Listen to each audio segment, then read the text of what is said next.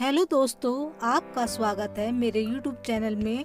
तो आज मैं इस अपनी वीडियो में बताऊंगी कि इस वर्ष माघ मास में कृष्ण पक्ष चतुर्थी के दिन जो सकट चौथ का व्रत पड़ता है वो कब है, 10 तारीख को, मंगलवार को या 11 तारीख को, और इस व्रत को कैसे मनाया जाता है, क्या इसकी कथा है, संपूर्ण जानकारी मैं इस वीडियो में दूंगी। तो वीडियो के एंड तक जरूर देखिएगा।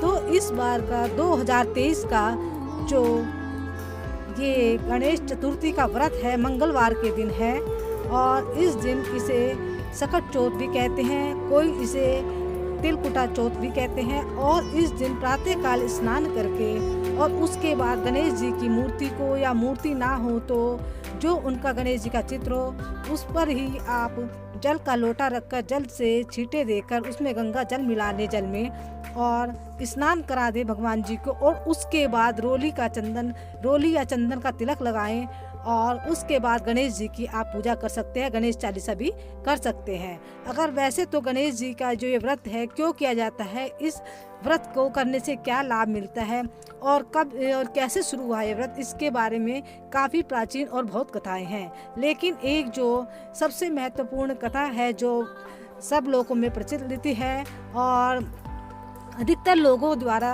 कही जाती है, तो वह इस प्रकार है कि प्राचीन काल में एक बार जब माता पार्वती स्नान के लिए गई तो उन्होंने अपने स्नान के जहाँ पर वो स्नान कर रही थी वहाँ बाहर द्वार पर ही गणेश जी को, अपने पुत्र को बैठा दिया और अपने पुत्र से कहा अंदर कोई आए तो उसे आने मत देना जब तक कि मैं स्नान ना कर लूँ। तो गणेश जी ने ऐसा ही किया। तभी थोड़ी देर में महाशंकर भोलेनाथ जी वहाँ पर आए तो गणेश जी ने उनको जाने से रोक दिया। तो इस पर गणेश जी से जो भगवान शंकर थे वो क्रोधित हो गए और क्रोध में आकर उन्होंने गणेश जी का जो सिर था धड़ से अलग कर दिया।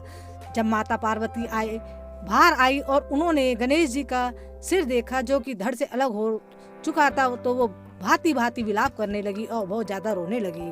तब शंकर जी को बहुत बाद में जब पता चला कि वो उनके ही पुत्र हैं तो उन्हें भी काफ़ी पश्चाताप हुआ और उन्होंने एक हाथी का सिर जो था गणेश जी के धड़ के ऊपर लगा दिया। कहा जाता है कि तब से ही ये गणेश चौथ का जो व्रत है किया जाता है।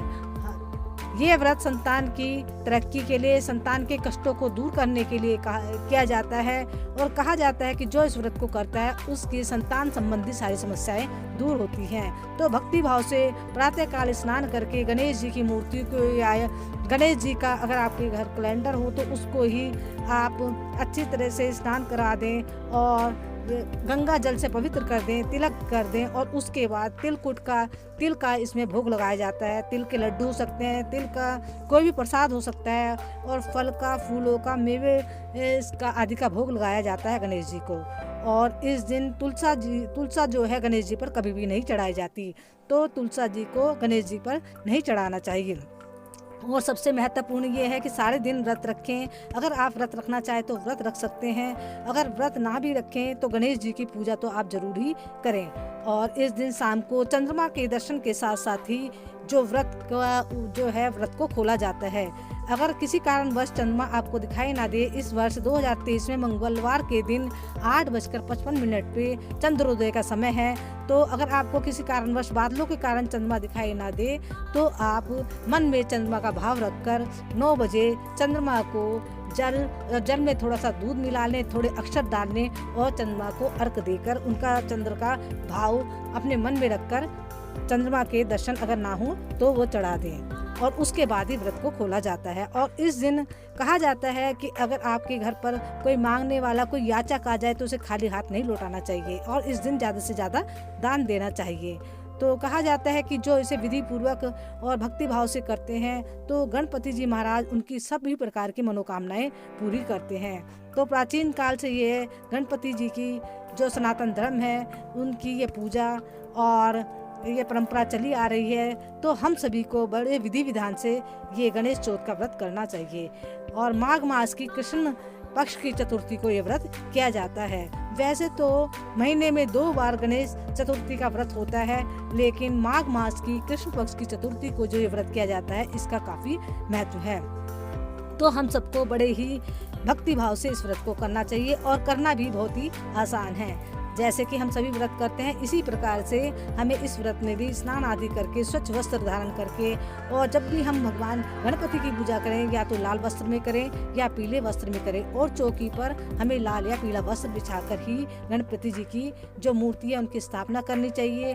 और अगर आप चाहें तो आप नारियल की भी स्थापना कर सकते हैं, और तिल से बने हुए पदार्थों का जो है भोग आप गणपति जी को लगाएं। और कई लोग तो इसमें केवल मतलब बिना ही जल का पान किए हुए पूरा निर्जला व्रत रखते हैं, और कई ऐसे भी हैं कि जल का पान करके भी और खाली ऐसे भी व्रत रख सकते हैं।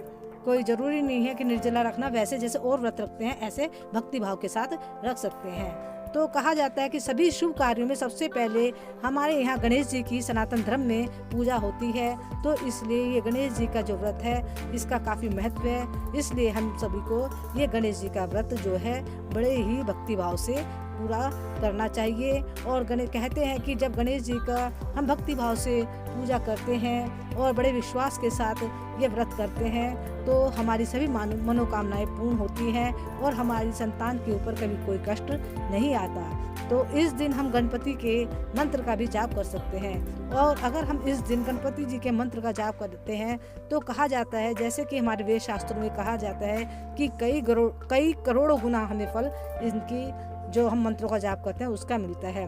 तो मंत्र इस प्रकार है, ओम गंग गणपते नमः। इस तरह हम इसकी 1 माला या 2 माला या 5 माला अपनी श्रद्धा भक्ति के अनुसार जितना भी आप करना चाहे उतना कर सकते हैं। और इसी के तरह इसी से आपको पता चल जाता है कि गणेश जी की महिमा जो है अपरंपार है। हर जगह इस व्रत को मनाया जाता है, बस मनाने के तरीके कुछ अलग हो सकते हैं, लेकिन यही है कि अगर आप श्रद्धा भक्ति भाव से इसको मनाएंगे तो भगवान जो है गणपति आपकी सभी मनोकामनाएं पूर्ण करेंगे। तो ये कहते हैं कि गणपति जी के जो व्रत हम करते हैं उससे सभी हमारी शारीरिक मानसिक सभी संकट सभी कष्ट हमारे जो है दूर होते हैं। तो इसको हमें जरूर ही भक्ति भाव से करना चाहिए। तो जैसे कि मैंने बता दिया है कि इस वर्ष 2023 में मंगलवार के दिन है ये गणेश चतुर्थी का व्रत, और प्रातः काल आपको स्नान आदि से शुद्ध होकर इसको कर लेना चाहिए। और पूजा करने की विधि मैंने आपको बता दी है। पूजा में आप जल का लोटा लें, उसमें थोड़ा गंगा जल डाल लें और रोली या चंदन से गणेश जी का तिलक करें।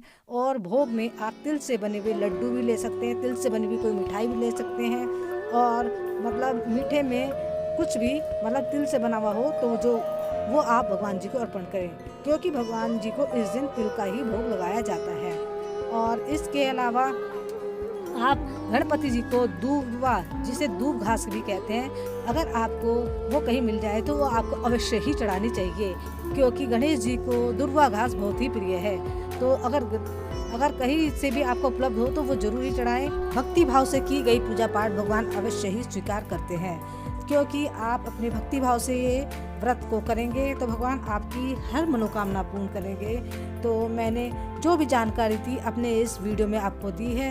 अगर आपको मेरा ये ब्लॉग पसंद आया तो प्लीज़ मेरे चैनल को जरूर सब्सक्राइब करें, लाइक करें, कमेंट और शेयर भी करें। जय श्री गणपति बाबा की।